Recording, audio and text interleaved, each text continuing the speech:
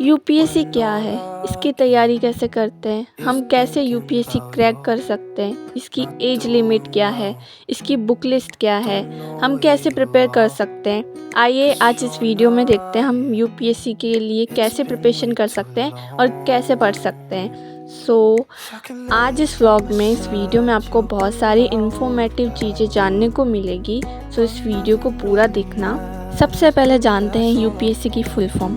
UPSC का full name है union public service commission, संघ लोक सेवा आयोग।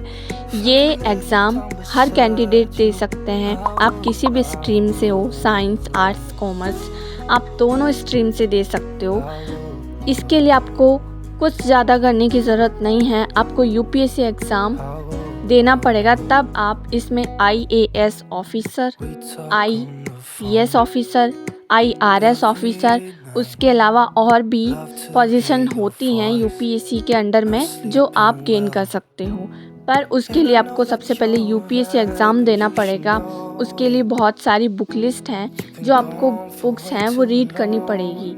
एंड बुक लिस्ट आपको जाननी है, उसका व्लॉग मैं आपको, अगर आपको चाहिए मैं आपको वो शेयर कर दूँगी। आप मुझे कमेंट में बता देना कि आपको ये व्लॉग चाहिए बुक लिस्ट का। वो बुक लिस्ट का व्लॉग मैं आपको दे दूँगी। यूपीएससी का नाम हमने पता कर लिया। इसकी एज लिमिट होती है 21 ईयर्स से आप अपना ये अटैम्प्ट दे सकते हैं। एंड आपके लिए ये अपनी कास्ट पे डिपेंड करता है कि आप कौन सी कास्ट में हैं, उसी के लिए आप अटैम्प्ट दे सकते हैं। ओबीसी कास्ट के लिए आप 9 अटैम्प्ट दे सकते हैं और जनरल कास्ट वाले इसके 6 अटैम्प्ट दे सकते हैं। एससी यानी कि अनुसूचित जाति के लोग ये अटैम्प्ट अपनी आयु लिमिट तक दे सकते हैं, अनलिमिटेड। एंड एसटी कास्ट वाले ये एग्ज़ाम दे सकते हैं अनलिमिटेड। मतलब एससी और एससी कास्ट वाले के लिए कोई टाइम लिमिट नहीं है, वो अटैम्प्ट दे सकते हैं फुल लाइफ तक। एंड उसके बाद जो भी पर्सन शारीरिक तरीके से फिज़िकली विकलांग है और वो उसको फिज़िकली कोई प्रॉब्लम है, वो अटैम्प्ट जनरल ओबीसी को 9 अटैम्प्ट एंड एससी एसटी को अनलिमिटेड देता है। ये सभी सामान्यताएं सभी एस्पिरेंट को प्रोवाइड की गई हैं जो कि यूपीएससी के अंडर में आता है। अब बात करते हैं कितनी आयु तक कौन सी कास्ट का व्यक्ति एग्ज़ाम दे सकता है। जनरल कास्ट का व्यक्ति 32 ईयर्स तक एग्ज़ाम दे सकता है, यानी कि 21 से 32। इसमें 6 अटैम्प्ट आ चुके हैं। उसके बाद ओबीसी, अन्य पिछड़ा वर्ग जाति के लोग 35 अपनी एज लिमिट तक ये एग्ज़ाम दे सकते हैं, यानी कि 21 से 35 9 अटैम्प्ट्स इसमें इंक्लूड हो चुके हैं। एंड उसके बाद एससी कास्ट के लोग 37 ईयर्स, यानी कि 21 से 37 ईयर्स तक ये अटैम्प्ट दे सकते हैं। देन एसटी कास्ट जो सेम एज एससी के अकॉर्डिंग है, एसटी कास्ट भी 37 तक दे सकती है, अनलिमिटेड एससी एसटी के लिए है। अब बात करते हैं यूपीएससी एग्ज़ाम की। यूपीएससी का एग्ज़ाम 3 डिवाइड्स में होता है। फर्स्ट आता है प्रीलिम्स, प्रारंभिक परीक्षा। सेकंड आती है मेंस का एग्ज़ाम, मुख्य परीक्षा, और उसके बाद आपको इंटरव्यू देना होता है। बट ये आसान नहीं है, इसके लिए आपको बहुत मेहनत करनी पड़ेगी। प्रीलिम्स के अंदर एग्ज़ाम होते हैं, पहला होता है जीएस का, दूसरा होता है सीसेट का। ये ऑब्जेक्टिव टाइप क्वेश्चन पेपर होते हैं जिसमें आपको 200 मार्क्स का पेपर होता है, इसे आपको करना होता है। सीसेट भी सेम 200 मार्क्स का होता है, इसे भी आपको करना होता है। अगर आपका प्रीलिम्स क्लियर हो गया तो आप मेंस का एग्ज़ाम दे सकते हैं। अगर आपका प्रीलिम्स क्लियर नहीं हुआ तो आपको स्टार्टिंग दोबारा से करनी पड़ेगी। नेक्स्ट ईयर आप दोबारा से इस एग्ज़ाम को दे सकते हो। एंड उसके बाद मेंस का एग्ज़ाम 11 मॉड्यूल में होता है। 11 बार इस एग्ज़ाम को लिया जाता है। इसमें 11 एग्ज़ाम होते हैं।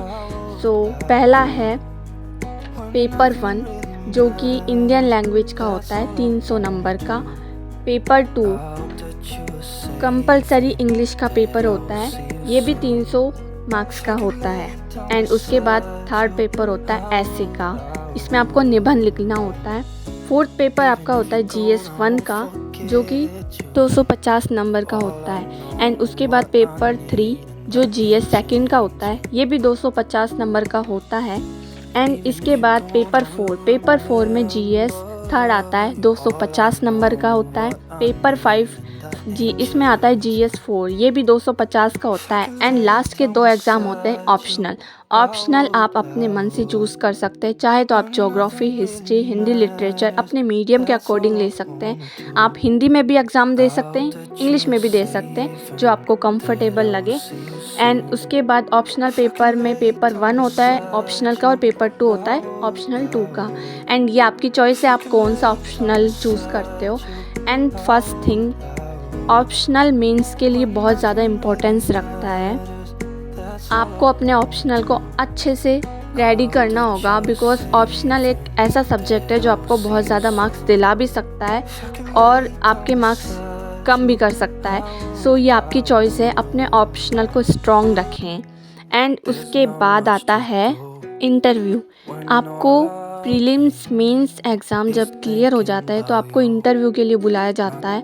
इंटरव्यू एक साक्षात्कार होता है जिसमें फ़ेस टू फेस हमें अपना इंट्रोडक्शन और जो भी आगे से आपसे क्वेश्चन पूछे जाते हैं उनका आंसर करना होता है। तो इस तरीके से आपको प्रीलिम्स, मेंस और इंटरव्यू का सामना करना पड़ता है। ये एग्ज़ाम पूरे साल चलता है एंड इसके लिए आपको बहुत हार्ड प्रिपरेशन की ज़रूरत है।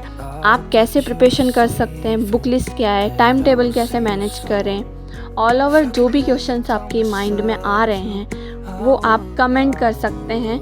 मैं उन टॉपिक्स पे आप सभी के लिए वीडियोस बनाऊंगी।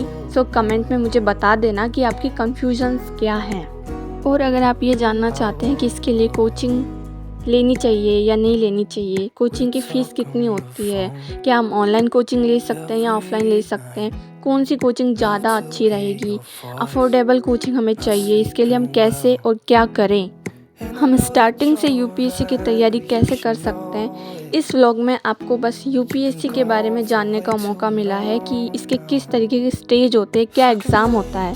अगर आपको यूपीएससी के बारे में कोई भी डाउट हो सो आप मुझे कमेंट में बता देना। व्लॉग अच्छा लगा हो तो लाइक, शेयर एंड सब्सक्राइब करना। Thank you for watching. मिलते हैं नेक्स्ट व्लॉग में। Bye bye.